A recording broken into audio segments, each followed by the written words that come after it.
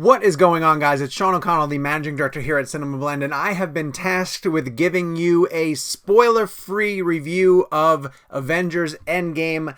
Trust me, you guys can watch this video. I'm not going to give away any details that happened in the movie, but I'm going to tell you my thoughts on how I think the MCU has concluded. And believe me when I tell you that this movie is an actual conclusion. Joe and Anthony Russo are right. This is the final chapter in the stories that are being told in the Marvel Cinematic Universe. Before we dive into it, though, do me a favor, go down, hit subscribe, turn on your notifications. This is not an easy task. We're going to do our best. And of course, every time we post a new video here at CinemaBlend, you're going to want to know about it. So do that, hit subscribe, turn on your notifications, follow along with us. It's not about how much we lost. It's about how much we have left. We're the Avengers. We gotta finish this. You trust me? I do.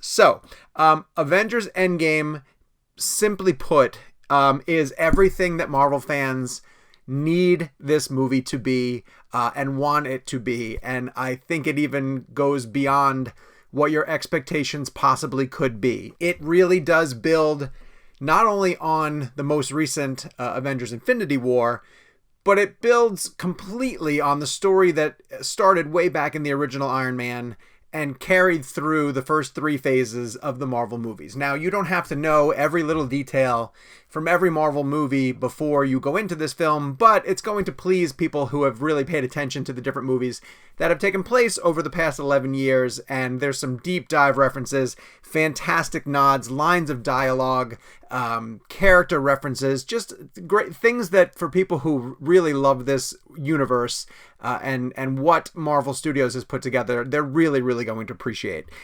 It is a continuation of Infinity War. It shows the surviving members of Infinity War mounting a counterattack against Thanos and trying to figure out what they should do post-snap. And all of that has been told in the marketing materials. I'm not going to give away anything else that is not shown in the trailers. A point I do want to emphasize, though, and this was rumored, is that just about everything that's used in the trailers and the marketing materials takes place in the first 10 minutes of the film. Not everything. 95%, I think, of what you're shown in the trailers and the marketing takes place in the first 10 minutes of the film. So when I tell you guys that you haven't seen anything yet, that is an understatement of all understatements. And the beautiful thing about it is that everyone's super concerned about spoilers, and I understand that. But what I can say to you is that it's almost impossible to spoil this movie. Because there's so much that happens that even if you learn one bit, it's not going to ruin what is essentially a wall-to-wall jammed 3-hour experience of Marvel goodness. To me, it is the best Marvel movie ever. I mean, over the course of this entire experiment, this is the movie that Marvel has been building towards. And it delivers on every promise that it wants to give to fans. And you know, the inevitable backlash nitpick will settle in as people start to talk about fan service. You're going to hear about fan service a lot. There's a number of things that will happen in this movie that is going to satisfy the fan base. And I find this interesting about fan service is that, you know, recently Rian Johnson took The Last Jedi and went completely in the opposite direction of fan service. Every time that Last Jedi was about to do something that you thought the story should do as a fan base, he went in a different direction, and it angered fans. And I'm wondering how fans are going to react to Endgame when it actually gives them a lot of the stuff that they want to receive. It's all expectations, right? It's all what your expectations of the movie are going to be. Is the story going to play out the way that you want it to play out? I love the Marvel Cinematic Universe more than any other type of storytelling that's happening right now. And truthfully, when I take a full step back, I think I love the experiment that is the Marvel Cinematic Universe more than anything that I've witnessed in my lifetime. And I'm not like, those are big, bold words. I understand that, but I'm not exaggerating when I say this. Like, we've never seen anything like this from a storytelling perspective on the big screen. The James Bond universe comes closest, I guess, but that's a lead character that has changed hands multiple times and gone through several different directors and has never really established a continuity that lasted over the course of, now Bond is coming up on film number 25, Endgame is film number 22, and the MCU as a whole is a tightrope walk that just simply couldn't last much longer, because it's pretty remarkable. It's actually miraculous that they've been able to maintain this storyline over the course of, now not every individual film plays into the overall narrative completely, but they all exist under the same umbrella.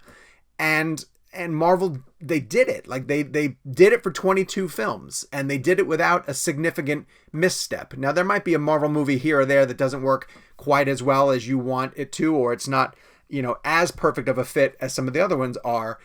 But if you've enjoyed this run through the MCU that started with Iron Man and takes you all the way through to Endgame, I can see now at the end of Avengers Endgame how they will view this as phases 1 through 3 is really what they're now calling the Infinity Saga, and it exists. It's its own little stopped thing. They're not done making Marvel movies, but this movie is a culmination of that journey in ways that even if you think you kind of have an idea of what's coming, you really don't. So as a lifelong Marvel Comics fan, as someone who loves these characters so much, it's staggering to me to see them realized on screen in this way, and to see some of the things that the MCU as a whole, the Russos, Marcus and McFeely, the cast, like I watched most of Endgame just with my mouth sort of hanging open at the sheer audacity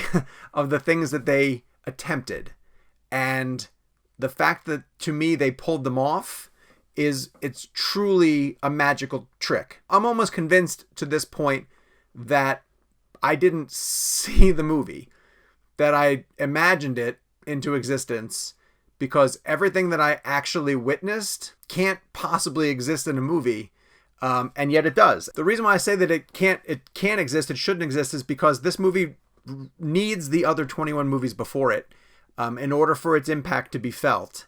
And the fact that Marvel took their time over 11 years to build this narrative and to establish these characters and to carve out this universe on screen is stunning to me. The thing that I pointed out prior to the MCU that blew my mind as a franchise that lasted for as long as it did was the Harry Potter franchise.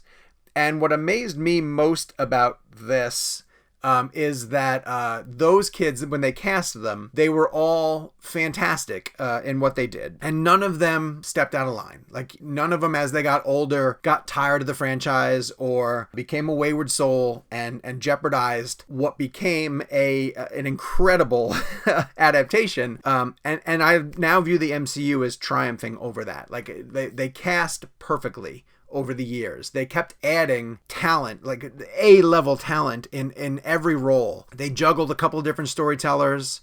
They took some big experiments by going into space different times, telling some period films in between. And then they brought it all to a close with a villain in Thanos who, until CGI works properly, shouldn't be as fully realized as he is. And yet he's an incredible villain with an unbelievable performance by Josh Brolin. So, in culmination, Avengers Endgame is, to me, it's not only the best Marvel movie of all time. I've been saying this on social media. If you guys are following me on social media, it is currently my favorite movie of all time. Film critics get asked this all the time. What's your favorite movie? Oh, what's your favorite movie of all time? And my textbook answer to that was always the first Die Hard. The first Die Hard to me is a perfect film, but it's also when I saw it, not a very early age, but at an age when I was really impressionable about like what types of movies I liked. And Bruce Willis as John McClane is just the perfect type of sarcastic hero that I adore, that I love seeing on the big screen. And that movie's always going to hold a place in my heart, but it was at the top of the leaderboard for 30 years, and it's been replaced. Like, my new answer for what's my favorite movie of all time is going to be Avengers Endgame, because I cannot believe that there's a movie that exists with all of the Marvel goodness inside of it that I dream about. So to me, this movie's a dream come true. I mean, it's a 5 out of 5. It's perfect. I hope that it meets the same expectations that you guys have for it, because it needs to be a lot for a lot of different Marvel fans. And I really do think, in all honesty, that it checks almost every box that you're going to have going into this film. So I hope you enjoy Avengers Endgame, which is coming to theaters shortly. Grab your tickets because they're going fast. Once you're done with it, go down into the comments. Give us your review for Avengers Endgame. We will come back to the channel with a full-on deep dive where I can actually go into details and spoilers to tell you exactly why, in my heart, I believe this to be the best Marvel movie to date and my favorite movie of all time. But for now, that has been our spoiler-free version of a review of Avengers Endgame. It's everything you guys want. It's going to blow you away. We owe this to everyone who's not in this room to try. You could not live with your own failure. Where did that bring you? Back to me.